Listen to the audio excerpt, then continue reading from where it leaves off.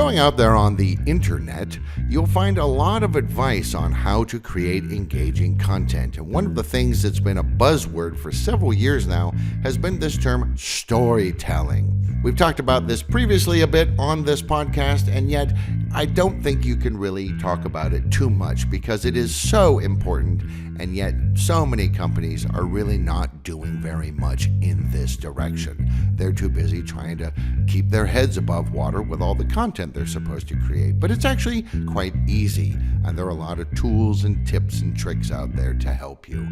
To discuss this with me, I'm talking to Craig Lucie, who was a former news anchor and now runs Lucie Content, which is all about storytelling, and the creators of the hashtag Create Your News. Thanks for talking to me today, Mr. Lucie. This is a topic near and dear to my heart, and I'm excited to talk to someone else who is also, I'm going to use another buzzword, passionate about storytelling. Well, Derek, thanks so much. Yeah, I'm really excited to talk about this. And I'm excited to be on your podcast. You have great stuff. Thank you very much.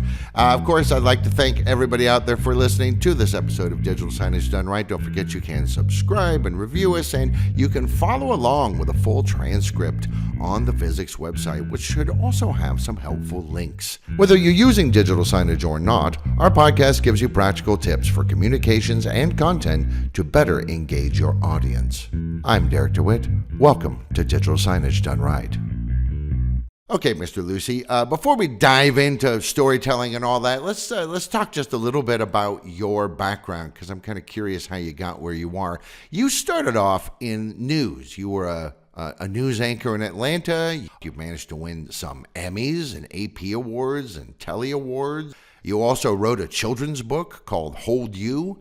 And now you've decided, hey, with this as my background, I'm going to start creating a marketing content company that focuses on storytelling. I guess there's a through line there? Sure. Yeah. So I actually went to Southern Methodist University, SMU in Dallas, Texas, and I was on the business track, but I was always attracted to storytelling, having a camera in my hand. And Belo, a broadcast company, had given SMU about $2 million to build a state-of-the-art studio. So, that was very interesting to me. And then I went and talked to my school counselor and switched my major to broadcast journalism. And literally when I did that, my GPA went from the low lows to the high highs, and I loved it. That's what Joseph Campbell said, follow your bliss, right? Exactly. And so I did that, and just to make sure I liked it, I had about 5 internships while at SMU in radio and in TV. And the way that the TV world worked at the time, not so much now, you had to start in a small market. So I started in market 128 at the time, which was Corpus Christi, Texas. I worked for a CBS affiliate. And to give you an idea, New York is market number 1, LA's 2, Philly's 3, I think Chicago's 4. So you go there really just to mess up on TV, figure it out. And so that's what I did in Corpus Christi. I was there making $8.25 an hour. And then one day they said, we'd love to make you the weekend evening anchor. I said, let's do it. And so they promoted me. I was making $10 an hour. I was going to say it was probably like $1.50 an hour raise. Yeah, exactly. Yeah, so I did that. And then one day I went into my boss's office and I said, I think I'm ready. He said, oh, yeah, you are? Well, why don't you come in? And you always say, shut the door, sit down. And he said, well, where do you want to go? And I said, Choops, my wife now, but girlfriend at the time, she was still at SMU a year below me. I said, well, I'd love to go to Austin, Texas. He goes, oh, okay. Well, he literally picked up the phone, called the news director and says, hey, I have a good reporter here with me. He wants to come up and see you guys. So I did that, and it worked out. I worked for the Fox station in Austin, Texas, which was literally about a block away from the Texas Capitol. So I did some political reporting there. And, Austin, Texas is not that hard of a news market. So it was a lot of feature reporting.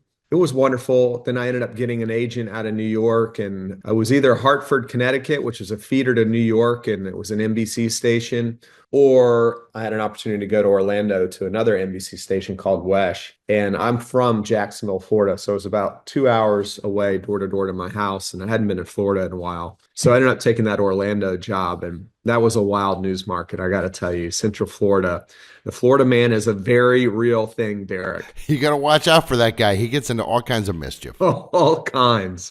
So, I covered those shuttle launches, shuttle retirement. I actually broke the Tiger Woods story when he ran into that tree and fire hydrant in front of his house. And for those that followed that story, you know what happened after that. The tabloids jumped on board on that one, and it just kind of snowballed from there. And then my agent was shopping me around, and I was doing interviews with the networks and stationed in Atlanta. And the news director actually liked me and brought me up to the station in Atlanta in 2011. And so I was a weekend evening anchor at the time. And then they promoted me to do the 4 o'clock news. And Atlanta's not as crazy as a news market as Central Florida is, but there are big stories. Obviously, it's a big market, and so just kind of worked my way up at that station. And then, you and I were talking before you hit record just about how easy it is these days to create content with your iPhone, and I kind of knew it, like, man, the iPhone's going to change it. I was on Twitter at the time in 2009. Getting news was instantaneous, and I was thinking, should I go back to business school? What should I do? Right. Is my job in danger? Yeah. So I decided I need to figure out plan B. And I would get news releases and things from these big companies, and they're really wonderful stories. But in news, it's so hard news based. The saying, if it bleeds, it leads. There is some truth to that. And it can take a toll on you as well. You start your day around 7:30 in the morning, going to an editorial meeting, and you're talking about doom and gloom. And I had kids at the time, and I was just covering some awful children's stories. You see everything in news. I mean, you're not a first responder, but sometimes you can be, and you can see the worst of humanity. And so it was just time. I had kind of accomplished what I wanted to do. At one point, I did want to go to New York and do the morning shows and stuff like that, but I really noticed, and I would poll my friends, they were not consuming the news like my parents were, my grandparents. They're not sitting around the TV at 4, 5, 6, and 11.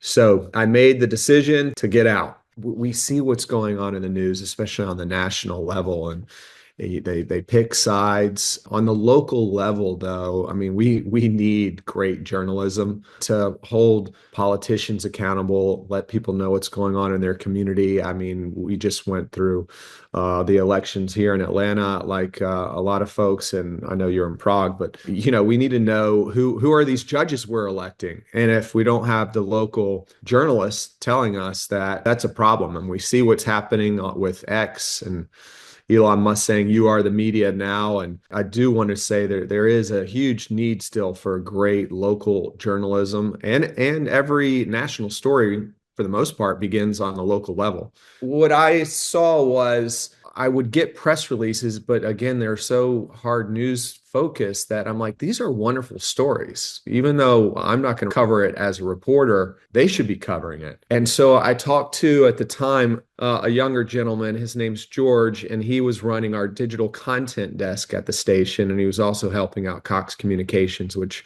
owned a lot of stations at the time. And I said, "Do you want to stay in local news forever?" He's like, "No." I was like, "Okay, well, let's go get a beer." So I told him kind of what I wanted to do. I said, I'd love for you to join me, and we're going to take this news model and apply it to businesses. And what I mean by that is, in the mornings in news, we have an editorial meeting. That's where reporters are pitching stories to our managers and our producers. And if they like it, they say, "All right, go get it." And so we hit the streets and we go out and find the story. And as soon as we have some good sound bites, we're feeding that back to the news station, to the digital content desk. And then they're sending out push alerts through the app. They're sending out tweets, Facebook posts to drive eyeballs to the afternoon's newscast. More eyeballs on the newscast, better ratings, more advertising dollars. That's how you make money in news. So I was like, well, we can do this with businesses, especially with the power of social media. You can collaborate and in some cases reach a larger audience than the old newscast I was on, which was at 4 o'clock. And so that's what we did. We just go and now with the business idea, and our slogan is create your news, which we trademarked, is just that.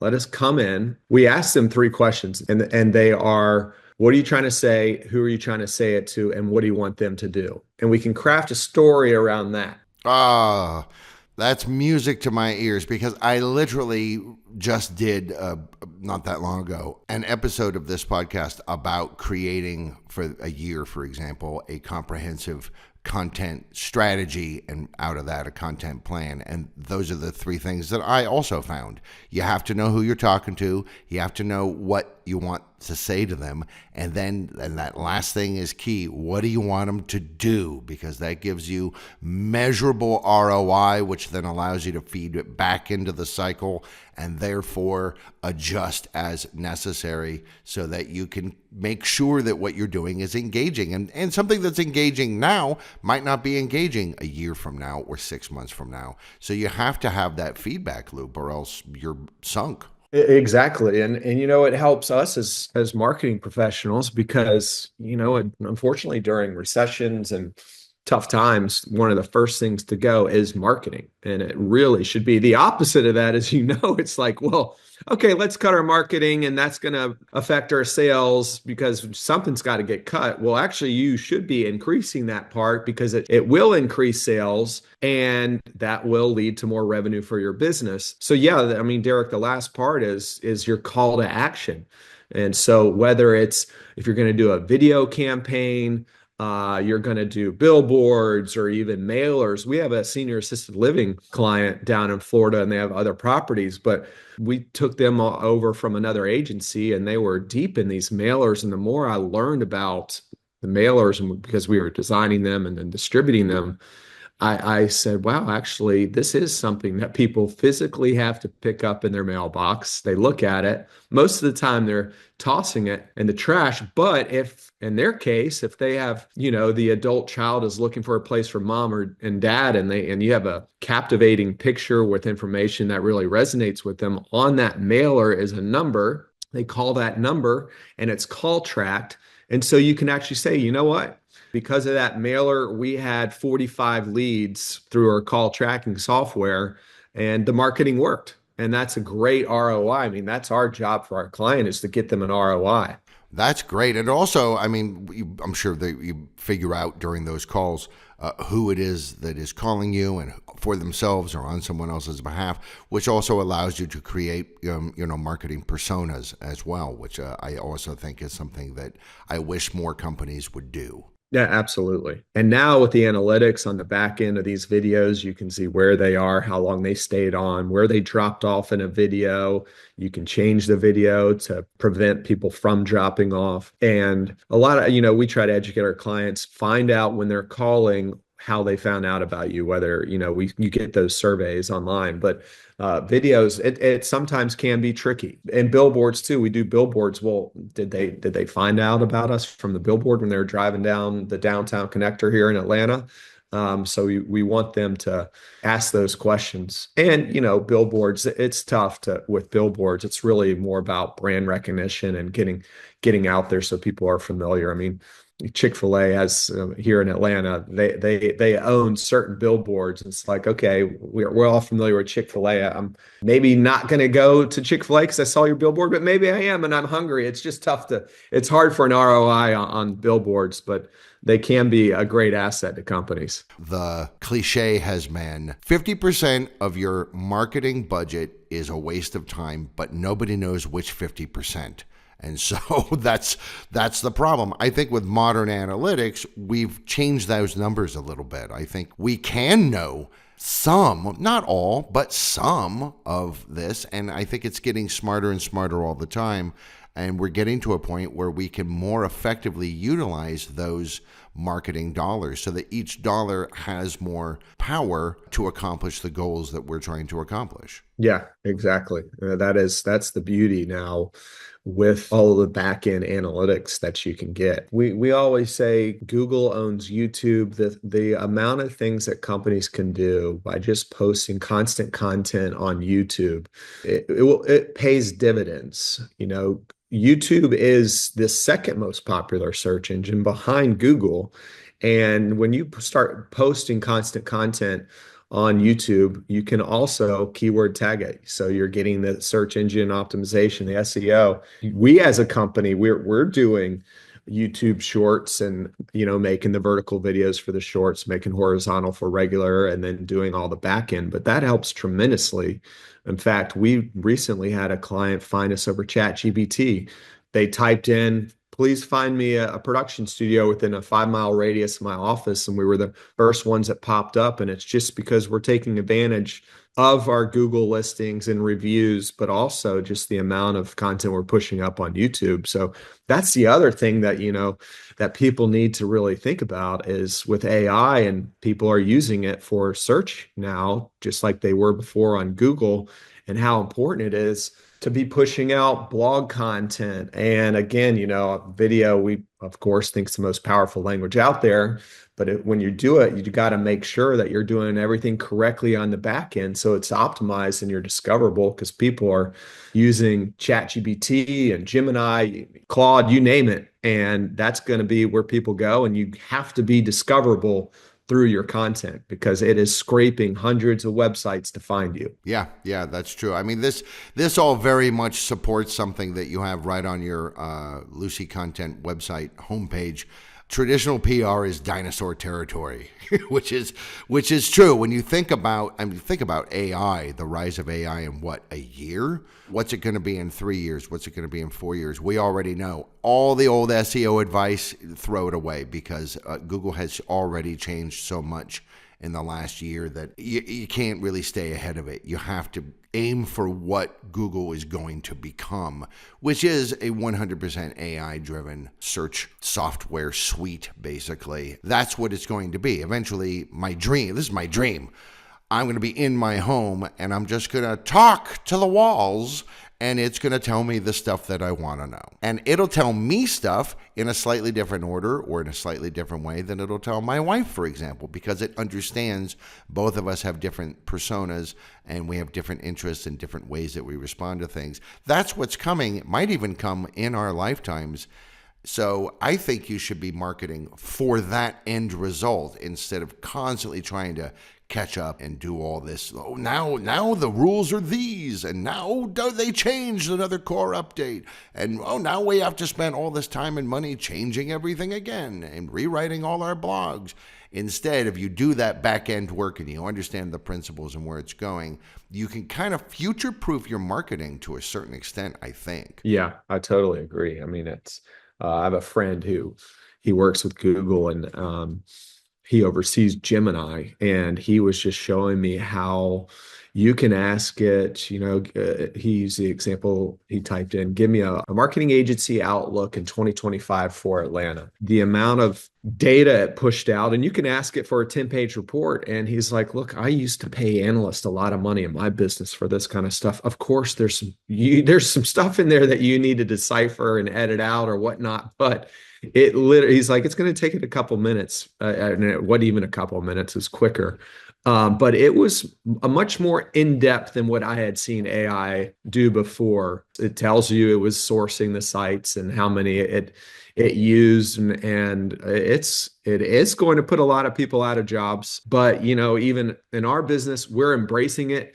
There are crazy AI programs now where you have these avatars and they look like they're a real person, they're a fake person, and they can be your company spokesperson. We are constantly experimenting with it, but in my opinion, it's not quite there as far as the quality of the video. And then it's not, it's like you can tell what article was written by AI and what was written by like a real storytelling journalist. Yeah, that's an excellent point. So let's get into that storytelling angle. Create your news. What is this phrase about, really? What are you saying? You're saying basically tell a story or your story or part of your story, but use sort of the way that the news approaches storytelling, or what does it mean? Yes. So a great example of create your news, it's more of owned media, which can then be used for earned media. So earned media is your traditional PR. You want to be in the Wall Street Journal. You want to be here in Atlanta, the Atlanta Business Chronicle, the Atlanta Journal-Constitution, or wherever you are. That's in traditional PR. You are pitching these journalists and hoping that they come and do your story. Create your news is this, and I'll give you an example. We have a client, they are in the media business, and they're pretty diversified, and they were doing a big development for a film studio. You wanted to know, who should we pitch this to? We'd love to get it in the Business Chronicle and whatnot. And we said, we're not going to pitch it to anybody. They're like, really? I said, yep. We are going to interview your leadership. We're going to bring the renderings of this big development to life, jazz it up. We're going to talk about the economic impact to this certain part of Atlanta, where it's going. And we're going to drop that story from your own channels. And we always say, if it's good enough, they will come, they being journalists. So what happens is the journalists in these newsrooms have been shrinking. So it's doing more with less. When they see a good story out there, and I used to do this all the time, I'd scour the website nextdoor.com, Facebook, you name it, small town newspapers, and I would go and do those stories. And that was called enterprise storytelling. We're constantly as journalists looking for stories. So in this case, in essence, we can, I know this sounds bad, but we can spoon feed journalists in a way. Because when they see a good piece of compelling content, then they are inclined to come and do a story about it. So after we drop that particular development story, journalists called, all the broadcasters in this market called. They were doing live shots from the location of where this big development was going. And then it gets better, because for the print journalist, they will take that video, embed it, and then write an article, because many of those publications want the click-through rates. So, you have a good video that's well produced. They're like, this is great. Let's write a story about this big development. And as any good journalist will do, they'll do their own story and get all their own sound. In the case with broadcast journalists, they're not going to take that pre-packaged video. It's called a VNR, a video news release, but they will come do their own version. They will come interview leadership. We'll make them available. We'll give them the renderings. And if they're strapped for time, hey, here's a bunch of B-roll for you to drop in your story if you'd like. They're not going to take the VNR, but they will come and do their own story. So that's a great example of how Create Your News works. It is simply creating the content yourself, pushing it out on your own channels, leveraging it. And then, Derek, you can tap more into a larger audience when you start collaborating. So in that particular case, when we pushed out that video, this was an area called Doraville in Georgia. We are tagging the city of Doraville's social media. We're tagging DeKalb County, that's the county. We're tagging all the entities involved, because then they're going to share it. So you're tapping into their audiences and their following. So you may have 5,000 followers on your Instagram or Facebook, you name it. But once you start collaborating, someone else might have 20,000. Now you're reaching at least 25,000 people. So one way to say it could be that you're basically creating bait. Like you're creating your own really high quality fishing lures in an attempt to get people to bite, because they're out there, the content ecosystem is rapacious, especially with the old SEO ideas that may or may not still apply. You needed fresh content all the time. I don't know how applicable that is these days, but still having stuff regularly gets you up in front of eyeballs and things like this. So you're kind of like going, look, here's a story that's kind of already made.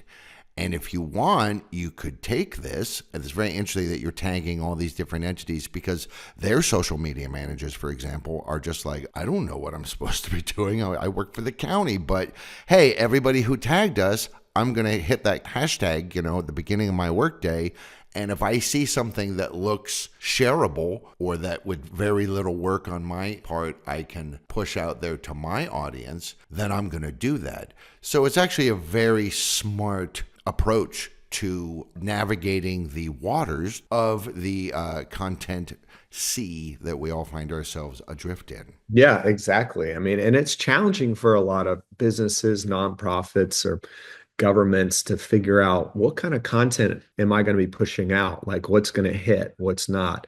No one knows what's going to go viral unless it's just a fantastic piece of content. But you got to just keep pushing things out. And for like your example, yeah, if someone in a government position is running social media and they see something and it makes them look good, yeah, they're going to hit share and they're going to comment on it, repost on LinkedIn with your thoughts. And we can touch up on LinkedIn as well. LinkedIn, they even added their video feature that the algorithm loves video. So anytime a company, someone is pushing out a video update, maybe they haven't posted in a while, the algorithm's going to notice it and automatically populate them to the top. And so whoever's following that person, wow, I saw that. I've had my friends like, dude, what are you doing on LinkedIn? Every time you post, it's when I open up LinkedIn, I see it. It's because, well, A, I'm not annoying people with a bunch of posts. I'm pretty strategic when I do post. And when I do it, it's probably going to be a video, or I'm sharing a video from the Lucie content channel, if you will. So there's a lot of strategy to it. And, you mentioned, yeah, I grew up fishing, so I love the analogy of bait. It can be that, if you want to take own media and turn it into earned media, yes, there's definitely strategies. My team and I, we a lot of us have journalism backgrounds. So like we've been in those positions. We know what's a story, what's not, how they're going to deliver it, what they're thinking. And so that is an advantage for us when it comes to getting things out and the public. But the other part is, you just need to be relevant. People want valuable content. So it's not like, hey, look what we did, pat myself on the back. Like, no, they want to, okay, if you did do something, how did you do it? Push it out there. They want value. So like we as a company are sending out, tips and strategies for the best storytelling technique for your business, whatever it may be. That's just what we see. People don't want BS. If I'm going to watch this video, how is it going to help me? So that's very important for companies to, have in the back of their minds. It's like, what is the value when you're pushing something out? Now, I think one of the more interesting things about Lucie content, besides this, using this sort of newsies approach to things, is that you guys really you're a one-stop shop. You'll do content creation. You have a full-blown production studio with a makeup room and a big video wall. You'll do websites. You'll do social media strategy, digital marketing of all kinds, even media training for companies to utilize their channels and so on, which is unusual because a lot of companies will do one or maybe two of these things, but you guys do it all. So this really is like, hey, you want to learn any aspect of this or utilize any of this expertise, it's all here for you. Yeah, and that's been an evolution over time because, when we started, the core of what we were doing, and still the majority of what we do, is a lot of video storytelling, but we would create this content, we'd give it to the client, they would have an agency in charge of their website, and 3 months would go by and their video wasn't on their website or it wasn't pushed out. I'm like, what is happening here? That's when we just realized, also newsrooms are so fast paced and like people think we're crazy, but we come from a background where we got to take like 1,000-page lawsuit and make the mom or dad who's, cooking for their kids to care about your story. So it's like, we have to work quickly, efficiently, get the story out there. And that's when we realize, you know what? If we're in this video storytelling content world, where does it live? Well, it's living on social media and it's living on websites. So we can't have our success tied to another agency that is sitting on our videos. So then we hired a web developer and he's really good with digital marketing as well. And so we got into the websites and now it's super easy to create these websites. I mean, he knows code, but you don't have to know code. But Then when you start working in the social media strategy and looking at the different algorithms, everything really does have to be under one umbrella for it to speak to each other. Because once, as the saying goes, too many cooks in the kitchen. If you hand off your video and they don't have the right strategy to push it out, and you don't do like a drip campaign with your video where you're pushing out some snippets leading up to the main video, and then all of a sudden they share all 3 snippets and then the main video the same day, your client's not going to get a good ROI. So that's kind of why we evolved. And then media training, executive training, and we can touch up on, the internal comms is super important. We've had companies where they've nearly imploded internally and the executives needed some help. And how do you convey that message that will resonate with their employees? We always say, like, humanize and resonate. We're creating compelling content that will humanize you, your company, your nonprofit, and will resonate with your audience. And so it works externally and internally, but sometimes people don't know what to say. And so having been trained in media and having talent coaches and voice coaches, image consultants, you name it, we've all had it. A lot of folks, they'll clam up in front of the camera. They might clam up before they have to give a speech. And so that just comes naturally for us, is that media executive training. It's super important that, especially in this day and age, you're ready for whatever, should someone put a camera in your face. Yeah, boy, that's for sure. And, as Andy Warhol quipped way back when, in the future, everybody will be famous for 15 minutes. It turned out he was right. And a lot of people are not, they think they're ready, but they're not. I know we were talking before we started the interview about how it's kind of astonishing how many people think, oh, I'd be great on camera, or that I do have a bit of a design eye, or that I am a good writer, and they're just not. And that doesn't mean that they can't learn it, but they're not naturally a fit for one of those things. Some people are naturally good on camera. Other people are not. I know lots of people in the theater scene here in Prague, for example, who are also in the film business. Some of them are great on stage, not so good on film. Others are very good on film. They're not good on stage at all. And so, it doesn't mean they're a bad actor, but you gotta get the right skill sets and talents and mental focus for the right context, for the right purpose, for the right audience. 100%. As with anything, it's just getting your reps in and practicing. We worked with the CEO, and this was when COVID was starting, and had him on camera, and I was like, oh my goodness, that we have some work to do. He's a nice guy, but my God. we train him up, lots of reps, and it is, I swear, night and day. I always say it's the C's, it's calm, cool, collected, and the biggest one being confident. And then the other are, so it's remember your C's and then remember your P's. Prior preparation prevents poor performance. Those are things that you just need when it comes to media training, internal and external communications. I will tell you, in my news days, if I was out on a story and got back right at 3:55 and had to run to the studio to be live at 4, if it's a complicated story or something, and if I were not confident, I was not going to have a good newscast. Right. And then it doesn't communicate to your listeners who, might be dealing with 15, oh, the dog just ate something and it's choking. Who knows what's going on there. So I know, even though you're not in the same room, I do believe, even on television and in film, that there is this kind of almost empathetic, telepathic way of communicating somehow. We must do it subconsciously through our voices and our faces and things.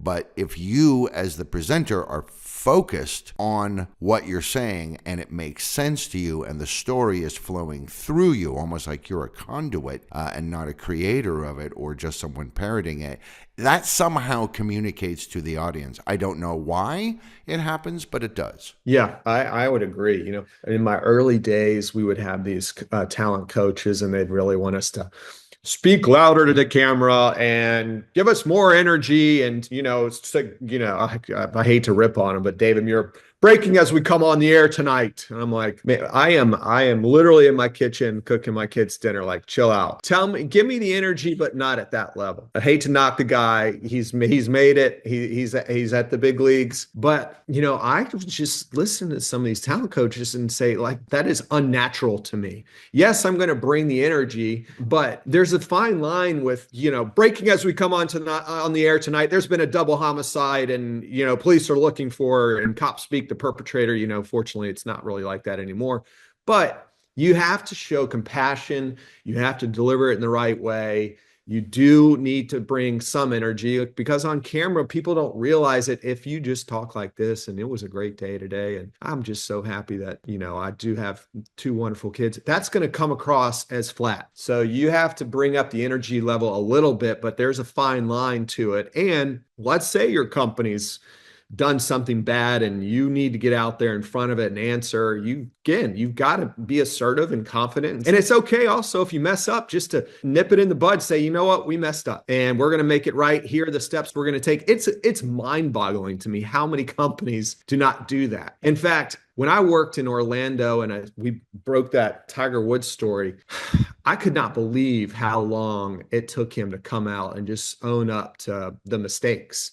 And what happens there, it festers. Right, because his people were busy trying to massage it, Yeah, like, oh, this is going to go away. No, that is not going to go away. But had you come out and said, you know what, we had an issue in my house and I messed up and I apologize and we're going to make it right and I'm going to go get counseling. That's that. We all mess up. But you just, when there's the right time, own it and own it quickly and then move on.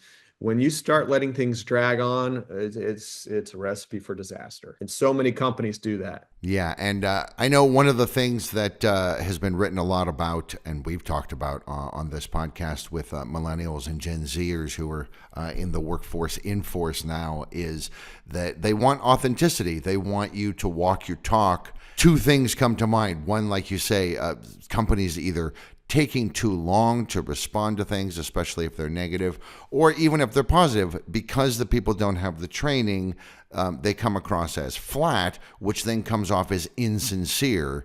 And then you get these heavily workshopped responses, so that when the person or the company or the organization does come out, it's this it's almost like a boilerplate response. We regret any inconvenience caused, and we are still learning, and I'm sorry that my words hurt a certain segments of the community who I will not name, because if I forget one of the segments, they're going to burn me alive.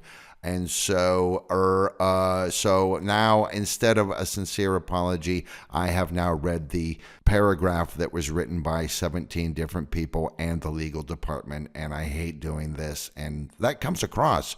So you don't come off as authentic at all. In fact, you may be doing more damage. 100%. Yeah. And we do have that on our website. Like that also just pertains to pushing out good content, because again, to relate it back to my news days, people tune in to the news not necessarily for the station, but for the people, because you trust them and they're authentic and they're credible. And that's what for your company or nonprofit, when you are out there speaking to your followers, you do, to your point, Derek, need to be authentic. You need to be credible. You need to be believable. It can't come across as cheesy. People are very quick to point out BS out there, especially in this day and age. Yeah, that's true. It's kind of funny that for most people, I think, we didn't evolve with cameras in our faces. For God's sake, these are fairly recent inventions. So many of us do, in fact, need some training in order to come across as authentic. And this puts in mind, the 1960 U.S. presidential election, the first televised debates. And Kennedy's people were like, well, he's already got this ruddy skin, which on a black and white TV looks really good. We'll do a little makeup here and there. And Nixon was like, that's just crap. I'm not a liar. Turned out he was, of course, but I'm not a liar and I'm not inauthentic and I'm just going to go out there having no idea that those lights are hot, hot, hot. He just looked like he was a cake melting in the rain, and he lost the election. And that's part of the reason he lost it, is because he looked like a weird, sweaty, blinky, pale, washed out, moist criminal. Had he listened to some of his people, or a spy in the Kennedy camp or somebody, had he listened to someone and spent 4 hours just working through it, not to the point where it becomes inauthentic and staid and stale, but just learning the little tricks. Look at the camera, look at this, don't look at the lens, look past the lens, things like this. He might have won that election, but, he didn't. He didn't want to be fake, and yet, weirdly enough, you need practice to not be fake. Yeah, 100%. And I was actually helping a friend. He wrote a book. His name is Brandon Blewett. He just wrote a book called How to Avoid Strangers on Airplanes. And we helped him get some earned media. He did a TV appearance, and I went to school with Brandon. And so I was like, look, you crushed that interview. You were natural. You were credible. You were authentic. You were all those things. But man, please go to the department store and get yourself some MAC makeup quickly, because you are so shiny. And those are just things that people overlook. And when you are, to your point, if you're going to do in-studio interviews, morning shows, or whatever, now on the higher level, if you're on Today's Show, they're going to make you go into the makeup room and add some foundation to you. But people don't realize those lights, they will make you sweat, or just the oil of your skin will reflect the light and you will come across as so shiny. And those are just the little things. It's why, yes, we do have a makeup room. And that's all anybody will talk about. Yeah, it's just right. Like, God, that guy was so sweaty on air. He didn't look good. He must have been out last night partying. Right. It might actually go viral, but for the wrong reasons. Instead of what you're saying, instead, you find out later because you're older and you're not on it. There's a TikTok video going around out there that's getting tons and tons of views about, like, check out shiny dude. Yeah, very true. Well, that's why we keep a makeup bag, and we have our makeup room, just because when we have clients come in and they're in front of the camera, like, look, you have to have some, or you're not going to like the way you look. Trust us.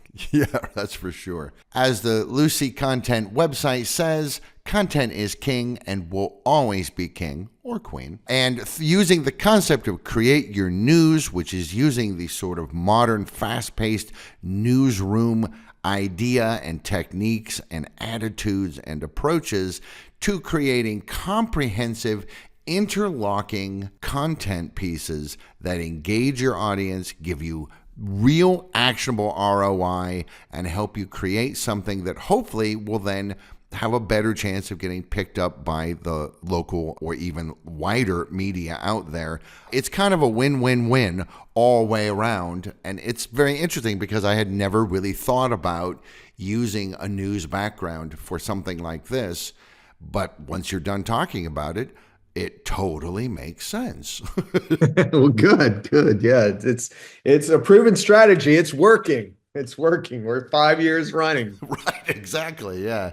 So, of course, if you happen to be in the Atlanta area, or even if not, I'm assuming you do things outside of the Atlanta area as well. We do. We have clients all over, so it doesn't matter where you are. Remote work is the way to go. There you go. Hey, it's an interconnected world. And of course, you can connect with Lucie Content. Of course, there will be links to their website and some of their stuff as well in the transcript of this on our own website. I have been talking to the CEO of Lucie Content, Craig Lucie, who has a background in news and journalism. He was a TV anchor. He's won multiple awards, and now he's applying all the things he and his team have learned in that world and applying it to navigating through the modern content-hungry world that we all find ourselves in.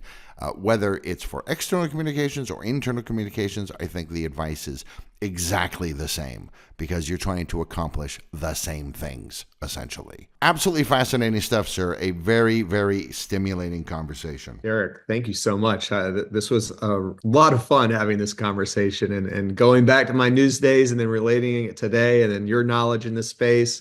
Hopefully to your listeners, they walk away, knowing they learned something. That's the point, is just giving them something valuable. I'd like to thank Mr. Lucie for talking to me today. And of course, as I said at the top, everybody out there for listening. And again, I remind you there will be links to Lucie content and other things on the Visix website. And there will be a video version of this as well with some images that are apropos to the conversation we've just had. For more free stuff, head to resources on Visix.com for guides, videos, and more to help with your visual communications.